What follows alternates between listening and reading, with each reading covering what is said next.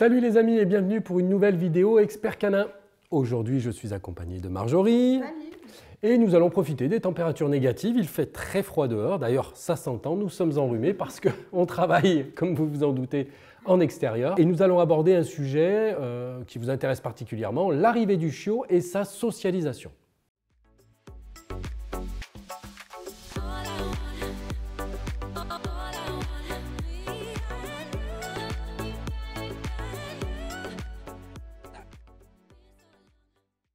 C'est un sujet très vaste et donc nous avons recensé les 7 questions qui reviennent le plus régulièrement sur notre site internet et nous allons y répondre tous les deux au fur et à mesure. Donc Marjorie, première question de Nathan. Je viens d'avoir mon chiot et il n'a pas sa deuxième dose de vaccin. Est-ce que je peux le promener dehors? Oui Nathan, merci de poser cette question parce qu'effectivement elle revient souvent. Donc c'est très important effectivement de pouvoir sortir ton chiot. Donc aujourd'hui il a reçu sa première dose de vaccin contre 4 maladies virales. La leptospirose, la parvovirose, l'hépatite canine et la maladie de Carré. Mais sache qu'aujourd'hui, ces vaccins sont très efficaces dès la première injection. Donc tu peux tout à fait sortir ton chiot et lui faire découvrir son nouvel environnement petit à petit. Par contre, il y a des endroits qu'il va falloir éviter. C'est là où il va y avoir une concentration assez importante de chiens, parce que justement, il va y avoir beaucoup de déjections canines et ça, pour le coup, c'est très dangereux. Donc, je t'invite à éviter tout ce qui est canipark, canisette, tu vas vraiment les retrouver dans les centres-villes, mais aussi tout ce qui est chenille. Mais bon, ça pour le coup, tu n'en auras pas besoin tout de suite. Allez, j'enchaîne avec la deuxième question de Julie. Donc Cyril, à 3 mois, mon chiot est trop petit pour appréhender des bruits stressants. Eh bien Julie, certainement pas. Sache qu'il y a une phase de développement du chiot très importante qui se situe entre le 2e et le 4e mois. Durant cette période, il est déterminant de faire découvrir des bruits, des stimuli à ton chiot pour éviter qu'il développe des phobies. Si tu ne le fais pas, le risque c'est que ton chien développe au fur et à mesure des troubles du comportement. Donc fais-lui découvrir un maximum de bruits. Le bruit de la voiture, les bruits de la moto, les bruits des robots ménagers, l'aspirateur, tondeuse, bref, peu importe, tous les bruits que tu veux. Si tu as un jet privé, le bruit de ton réacteur. Nous, on n'a pas cette chance avec Marjorie, mais en tout cas, si tu en as un, je t'invite à lui faire. Donc, je t'encourage également à lui faire découvrir d'autres environnements. Sors-le, amène-le au marché, amène-le dans les centres-villes. Fais-lui découvrir aussi les obstacles de la vie de tous les jours, comme un escalier, un escalator, un ascenseur. Bref, tu l'auras compris, plus tu motives et encourages ton chien à découvrir des environnements variés, divers, plus tu auras la chance d'avoir un chien stable et fiable. Par contre, il y a un élément très important à prendre en compte. Si pendant la découverte de ces nouveaux stimuli, tu t'aperçois que ton chien a des peurs, surtout ne le réconforte pas, tu vas renforcer sa peur. Ça, c'est très important de le prendre en compte. Mais profites-en plutôt pour l'associer à quelque chose de positif. Donc, je t'invite à avoir toujours un jouet avec toi, de lui proposer du jeu ou alors simplement de le récompenser avec une croquette, un petit bonbon, afin qu'il associe cet événement à quelque chose d'agréable. Nous allons enchaîner avec une troisième question de Camille. Mon chiot a envie d'aller voir d'autres chiens, mais parfois, j'ai peur car ils sont vraiment très grands. Alors oui Camille, ton chiot doit absolument rencontrer ses congénères. C'est comme ça qu'il va pouvoir apprendre les codes canins, les appels au jeu, la soumission, tous les signaux d'apaisement. Donc justement, je t'invite à multiplier les rencontres, c'est très important. Par contre, si un jour tu as un chien très impressionnant qui arrive en face de toi, eh bien, je t'invite à interpeller son maître et à lui demander si son chien est sociable ou pas.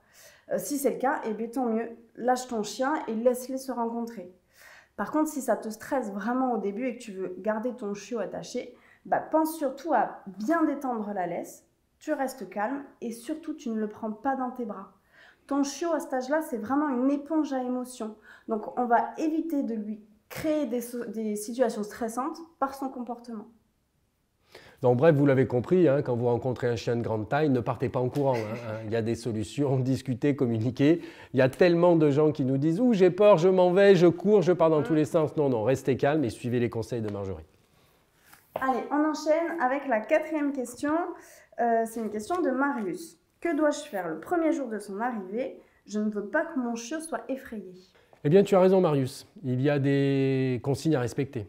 L'arrivée du chiot est un élément très important. Je te rappelle qu'il vient d'être séparé de sa maman, de sa fratrice, qui vient de lui créer quand même un léger, voire un important traumatisme. L'arrivée du chiot, tu vas la faire en tout petit comité dans le calme.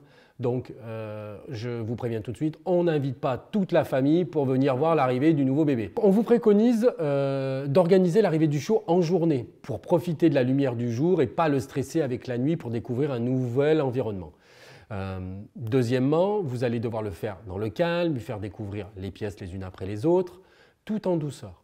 Évitez de le caresser à outrance, mais bien au contraire, laissez-le tranquille et laissez-lui le temps de découvrir son environnement.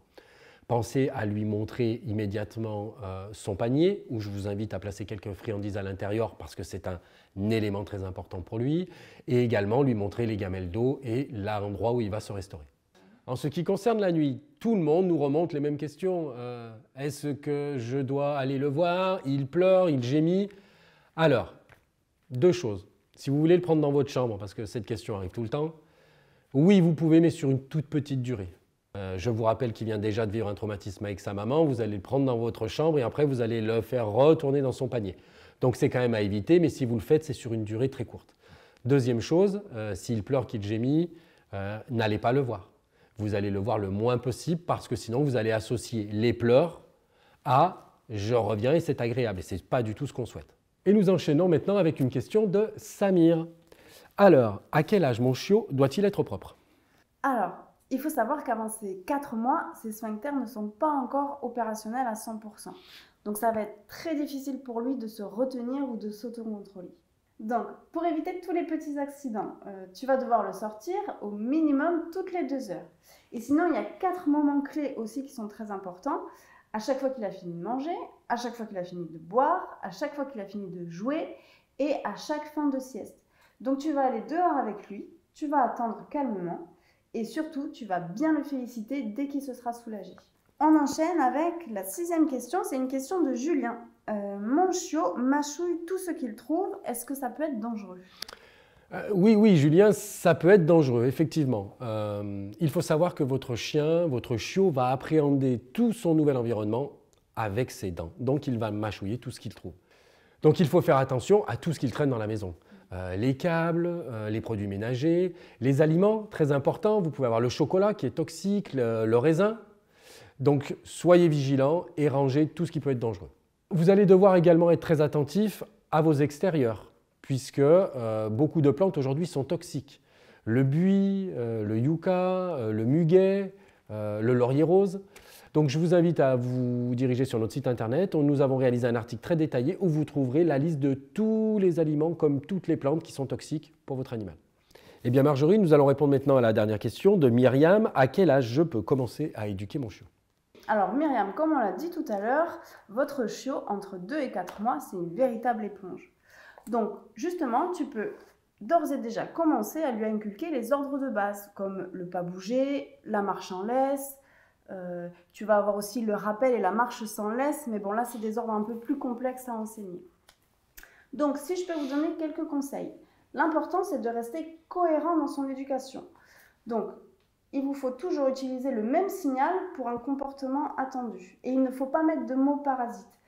Sinon, votre chiot va un peu s'en mêler les pinceaux et il va avoir vraiment du mal à assimiler le signal. Un deuxième conseil, n'utilise pas son prénom pour le réprimander. Il y a le nom qui est fait pour ça. Son prénom, ça va être uniquement pour capter son attention.